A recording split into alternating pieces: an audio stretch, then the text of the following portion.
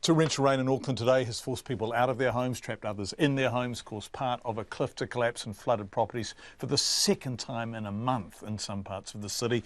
The same, we fear, will be happening in Coromandel overnight.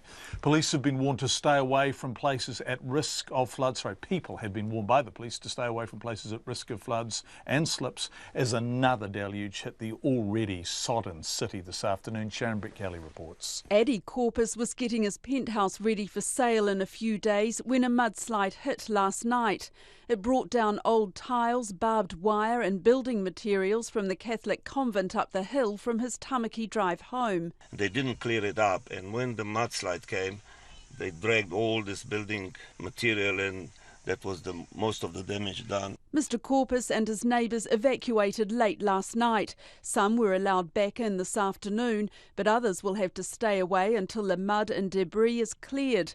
Local ward councillor Desley Simpson says residents want assurances that the cliffs in the area are safe. I think our community's been rattled a bit. The Oireki ward has a number of cliffs in it, especially along Tamaki Drive, and I think our community is asking for some sort of surety that the cliffs are actually safe. So I think it's up to Auckland Council to give them that surety, and I think we'll be looking to get some sort of safety checks along, especially the likes of Tamaki Drive. Meanwhile, floodwater submerged more than 150 grave sites in a cemetery in nearby Okahu Bay. Sharon Hawke from Ngāti Whātua Ōrākei says distressed family members have been turning up at the Papakainga Urupa today. Obviously our community are very concerned about our ancestors being what looks like half a metre underwater.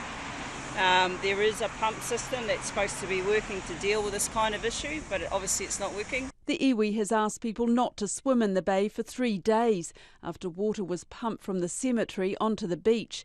On Auckland's North Shore, Andy Fair thought he heard loud thunder in the middle of the night from his cliff-top home overlooking Waiaki Bay. He didn't know until this morning it was the cliff collapsing into the sea, taking his garden with it. My wife went to let the chickens out, that free range down there, and there was no back garden or back fence.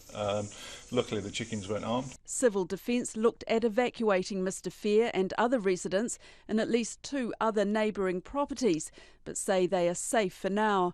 In Titirangi, West Auckland, emergency workers are clearing a huge slip that cut off 5 homes with 16 people inside.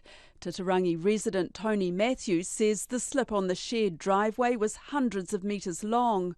With the rainfall, it just took the whole face of the slip out. And it's come down the gully system and run across our road heading towards the estuary.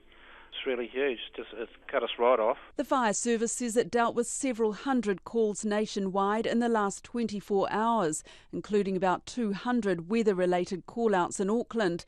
And Auckland's Civil Defence Manager Craig Glover says more heavy rain is expected in the next 12 hours. Certainly the impacts that we're seeing are not like what we experienced a couple of weeks ago, but I think it's just important that we do all we can to prepare for the worst. Craig Glover says people should avoid areas at risk of flooding and slips.